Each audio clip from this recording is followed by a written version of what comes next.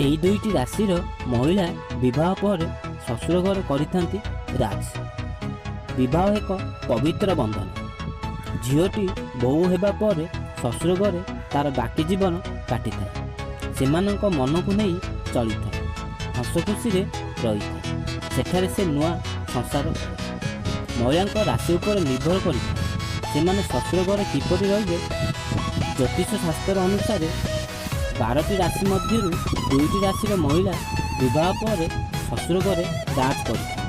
ଆସନ୍ତୁ ଜାଣିବା ସେହି 2ଟି ରାଶିର ମହିଳା ସଂଖ୍ୟା। ସେହି 2ଟି ରାଶି ହେଲା ସିଂହ ରାଶି ଏବଂ ଦ୍ୱିତୀୟଟି ହେଲା ବୃଷ ରାଶି।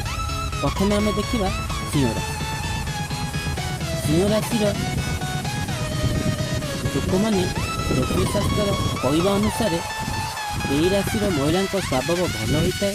ଏମାନେ ନିଜର ସ୍ୱଭାବ ଦ୍ୱାରା ଅନ୍ୟକୁ ଆକର୍ଷିତ କରିଥାନ୍ତି ଏବଂ ଅନ୍ୟମାନଙ୍କ ସହ କଥାବାର୍ତ୍ତା କଲାବେଳେ ସଂଯମତା ରଖି କଥା ହୋଇଥାନ୍ତି। ଏହି ରାଶିର ମହିଳାମାନେ ଗୁରୁଜନମାନଙ୍କୁ ସମ୍ମାନ କରିଥାନ୍ତି ଓ ସାନ ପିଲାଙ୍କୁ ସ୍ନେହ କରିଥାନ୍ତି। ସବୁବେଳେ ପରିବାରର ସ୍ନେହର ପାତ୍ରୀ ହେବା ପାଇଁ ଚାହିଁଥାନ୍ତି। ଏମାନେ ଲିଡରସିପ୍ କରିବାକୁ ପସନ୍ଦ କରନ୍ତି।